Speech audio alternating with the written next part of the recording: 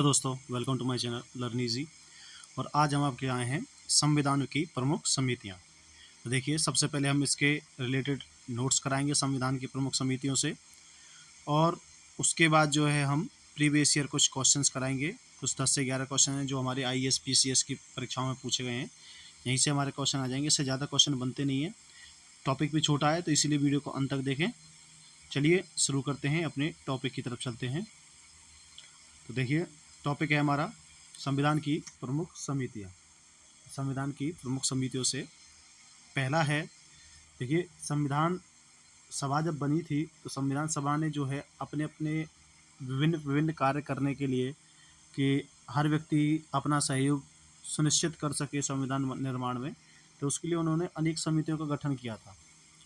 तो हर प्रकार की समिति अलग थी और कई बार उन समितियों के अध्यक्ष से भी पूछ लिया जाता है। देखिए, सबसे पहली समिति थी संघीय संविधान समिति। ये बहुत इंपॉर्टेंट समिति थी, संघीय संविधान समिति। ये समिति थी, इसके अध्यक्ष जो थे वो पंडित जवाहरलाल नेहरू जी थे, संघीय संविधान समिति के। तो कई बार ये पूछा गया है कि संघीय संविधान समिति के अध्यक्ष कौन थे, पंडित जवाहरलाल नेहरू। उसके बाद है एक समिति थी जिसका नाम था प्रक्रिया विषयक नियमों से संबंधित समिति।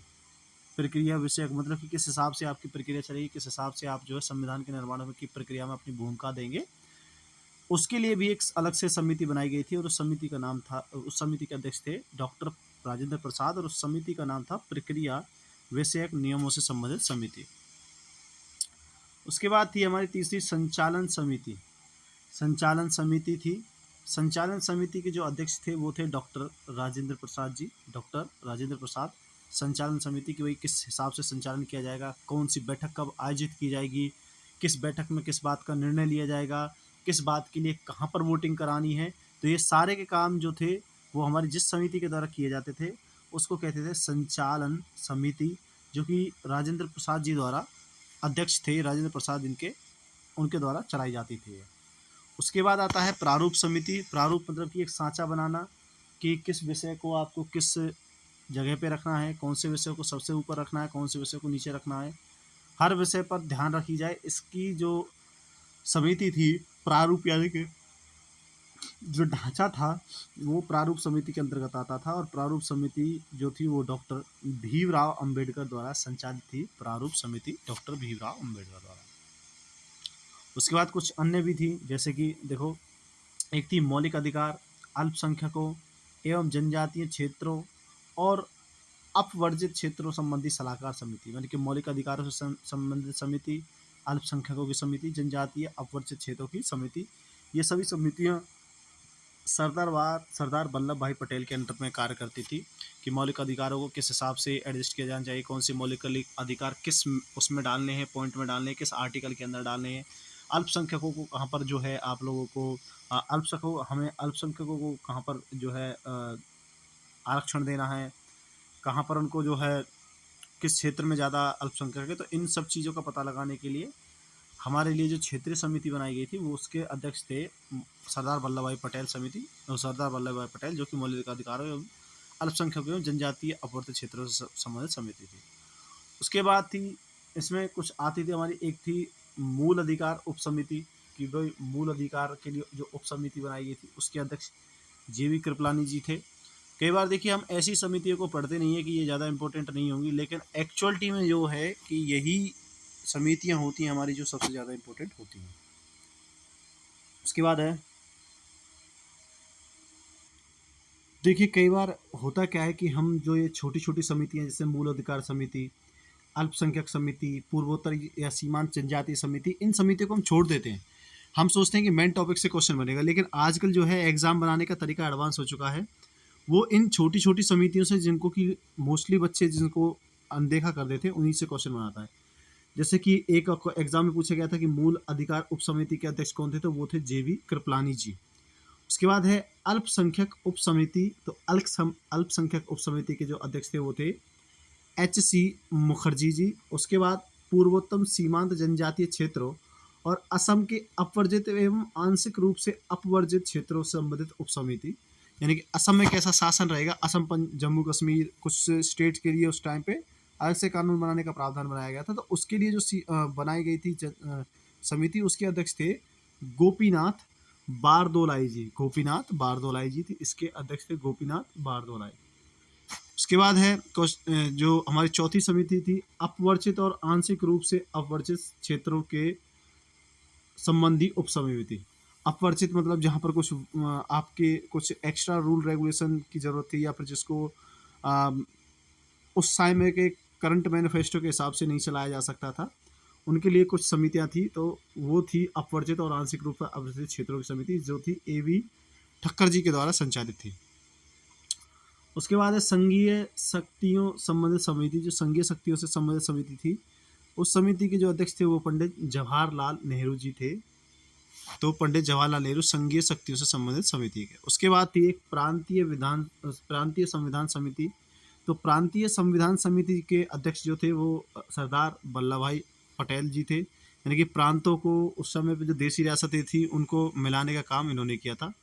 उसके बाद कार्य संचालन समिति ऑर्डर ऑफ बिजनेस की आपकी जो आपने जो समिति बनाई है ये किस हिसाब से कार्य करेंगी, वो कार्य संचालन समिति ऑर्डर ऑफ बिजनेस समिति, इसके अध्यक्ष थे K.M. मुंशी जी। तो हम नहीं चाहते आपका कोई भी टॉपिक मिस हो, इसलिए हम पूरे टॉपिक्स को बड़े डिटेल से कराएंगे आपको। उसके बाद थी सदन समिति, यानी कि हाउसिंग कमेटी जो थी हमारी, हाउसिंग कमेटी के जो अध्यक्ष थे वो थे B. पट्टाभी सीतारमैया। उसके बाद राष्ट्रीय ध्वज संबंधी तदर्थ समिति जो थी वो डॉक्टर राजेंद्र प्रसाद जी द्वारा संचालित थी।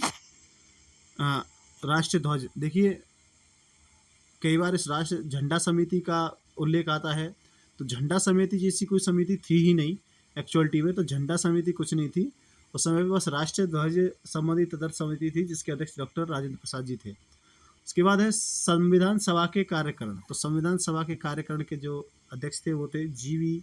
मावलंकर जी। आप इसको एक साइड पे लिख सकते हो अलग से टॉपिक बना करके, और इनको याद भी कर सकते हो। उसके बाद थी हमारी राज्य स्टेट संबंधी समिति जिसके अध्यक्ष थे पंडित जवाहरलाल नेहरू जी। उसके बाद थी वित्त एवं स्टाफ समिति, तो इसके अध्यक्ष होते डॉक्टर राजेंद्र प्रसाद जी थे, वित्त एवं स्टाफ समिति। उसके बाद थी प्रत्यय पत्र संबंधी समिति, इसके अध्यक्ष थे अल्लादी कृष्ण स्वामी अय्यर जी, अल्लादी कृष्ण स्वामी अय्यर जी, प्रत्यय पत्र संबंधी समिति। देखिए अब होता क्या है, कुछ इंपोर्टेंट टॉपिक्स की तरफ और डिस्कस कर लेते हैं।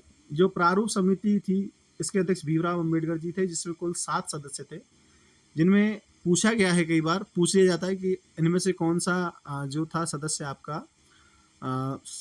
प्रारूप समिति से संबंधित नहीं है। तो देखिए N. गोपाल स्वामी अयंगर 1, आह्लाद कृष्ण स्वामी अय्यर 2, K.M. मुंशी 3, मोहम्मद सादुल्ला 4, B.L. मित्र 5वें, D.P. खेतान 6वें, ये और 7वें हमारे B.R. अम्बेडकर जी, ये सभी उसके अंदर शामिल थे। अब देखिए इसमें कुछ एक घटना घटती है, कई बार उसमें भी एक क्वेश्चन पूछा जाता है, देखते हैं इसमें दे रखी नहीं दे रखी। बाद में से B.L. मित्र के स्थान पर N. माधव राव तथा D.P. खेतान की वर्ष में 1948 में मृत्यु हो जाने के बाद T.T. कृष्णाचारी को इस समिति में शामिल किया गया था। ये बहुत इंपॉर्टेंट है, कई बार पूछा जाता है कि B.L. मित्र के दिवंगत या फिर उनकी मृत्यु के पश्चात किसको बनाया गया था, तो माधव राव को।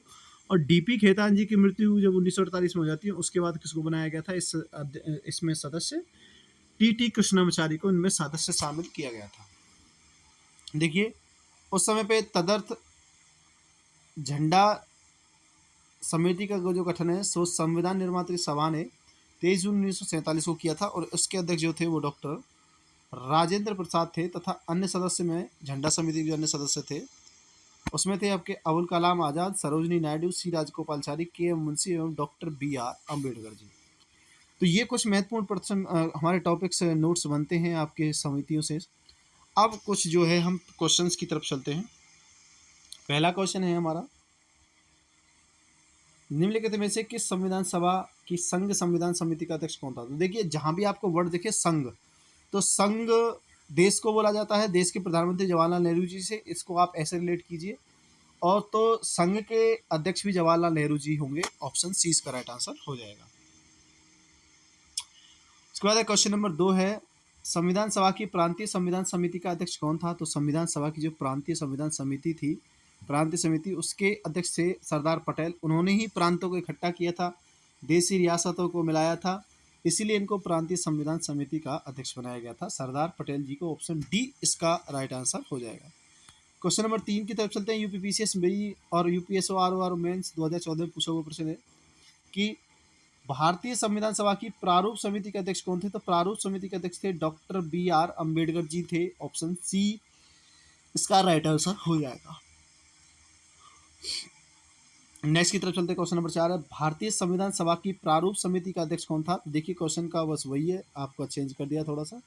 तो प्रारूप समिति के जो अध्यक्ष थे वो थे doctor BR Ambedkar ji. Option A इसका राइट आंसर हो जाएगा। क्वेश्चन नंबर 5 की तरफ चलते हैं। देखिए कूट से कूट मिलान करना आपको बताना है। तो देखिए इसका आप थोड़ा सा हिट एंड ट्रायल मेथड कर सकते हैं। देखो संघ के लिए हमने क्या बताया था आपको? तो संघ के लिए आपको हमने जवाहरलाल नेहरू का बताया था, संघ के प्रथम अध्यक्ष भी वही थे। तो देखिए सी का 2 किसमें है? तो ऑप्शन ए में सी का 2 है और एक सी में सी का 2 है। अब देखिए एक और देख लेते हैं। प्रारूप समिति के अध्यक्ष हमारे जिन्होंने प्रारूप बनाया था तो वो थे डॉक्टर BR अम्बेडकर, यानी कि बी का 1। देखिए सी का 2 बी का 1 किस में है? तो सी का 2 और बी का 1 हमारा जो है सी का 2 बी का 1 सॉरी डी का 1 सी का 2 और डी का 1 है जो है हमारा वो ए की ऑप्शन में। ऑप्शन ए इसका राइट आंसर हो जाएगा। इस हिसाब से जो मूल अधिकार समिति थी उसके अधिकार के अंतर्गत आते थे हमारे सरदार पटेल जी, और कार्य संचालन समिति के अध्यक्ष जो थे वो KM मुंशी जी थे। तो ऑप्शन ए इसका राइट आंसर हो जाएगा। क्वेश्चन नंबर 6 है, संविधान सभा द्वारा स्थापित मौलिक अधिकारों और अल्पसंख्यकों के हेतु सलाहकार समिति के अध्यक्ष कौन थे? तो मौलिक अधिकारों एवं सलाहकार अल्पसंख्यक सलाहकार समिति के जो अध्यक्ष थे वो थे हमारे सरदार पटेल जी। ऑप्शन 20 का राइट आंसर हो जाएगा। नेक्स्ट की तरफ चलते हैं। नेक्स्ट है हमारे पास क्वेश्चन नंबर 7 है, डॉक्टर BR अम्बेडकर की अध्यक्षता में संविधान सभा के प्रारूप समिति के अन्य सदस्य कितने थे? देखिए ये पूछ रहा अन्य सदस्य, यानी कि डॉक्टर BR अम्बेडकर को आपको काउंट नहीं करना है, आपको अन्य सदस्य बनाने हैं। तो देखिए टोटल उसमें अम्बेडकर जी को मिला करके थे 7 और अम्बेडकर जी को हटा करके उसमें रह गए 6, तो उनको हटा करके 6 इसमें समिति में सदस्य थे। देखिए आपको इसमें से बताना है कि कौन प्रारूप समिति का अध्यक्ष था या नहीं था। देखिए ये पूछा जाता है, बताएं कि इस प्रकार का क्वेश्चन पूछा जाता है। देखिए सबसे पहले N गोपाला स्वामी ये प्रारूप समिति के अध्यक्ष थे, सदस्यों में से थे। जवाहरलाल नेहरू नहीं थे, ये संघ के थे। अल्लादी कृष्ण स्वामी अय्यर भी जी थे। उसके बाद सरदार पटेल नहीं, ये प्रांतीय समिति के अध्यक्ष थे, ये संघ के और ये प्रांत के। तो ये 2 A और 3 यानी कि ऑप्शन सी इसका राइट आंसर हो जाएगा क्वेश्चन नंबर 8 का। क्वेश्चन नंबर 9 की तरफ चलते हैं। क्वेश्चन नंबर 9 है, संविधान पांडुलेखन समिति का निम्न में से कौन सा सदस्य नहीं था? तो संविधान पांडुलेखन समिति का जो सदस्य था वो जवाहरलाल नेहरू नहीं थे, बाकी मोहम्मद सादुल्ला, AK अय्यर और KM मुंशी जी इसके सदस्य थे। क्वेश्चन नंबर 10 है, संविधान सभा ने डॉक्टर BR अम्बेडकर की अध्यक्षता में प्रारूप समिति का गठन कब किया था? तो BR अम्बेडकर जी की अध्यक्षता में प्रारूप समिति का गठन जो है 29 अगस्त 1947 को किया गया था। ऑप्शन डी इसका राइट आंसर हो जाएगा। लास्ट क्वेश्चन है इस वीडियो का, उसके बाद संविधान के स्रोत आ जाएगा, उसको भी टॉपिक को हम क्लियर कराएंगे। तो लास्ट वीडियो क्वेश्चन की तरफ चलते हैं जो प्रीवियस पूछा गया है कि संविधान निर्मात्री परिषद की झंडा समिति का अध्यक्ष कौन थे? देखिए झंडा समिति का अध्यक्ष थे डॉक्टर राजेंद्र प्रसाद। तो ऑप्शन डी इसका राइट आंसर हो जाएगा। तो देखिए हमने इसके नोट्स और इम्पोर्टेंट क्वेश्चंस आपको लिखवा दिए। आप चाहें तो नोट्स में से खुद अपनी अलग एक कॉपी बना करके उसमें भी आप लिख सकते हो, और बार बार रिवाइज करके आप इसको जो है अपने माइंड में भी सेट कर सकते हो। देखिए वीडियो के अंत तक बने रहने के लिए धन्यवाद। वीडियो अच्छी लगी है तो वीडियो को लाइक करें, चैनल को सब्सक्राइब करें। Thank you.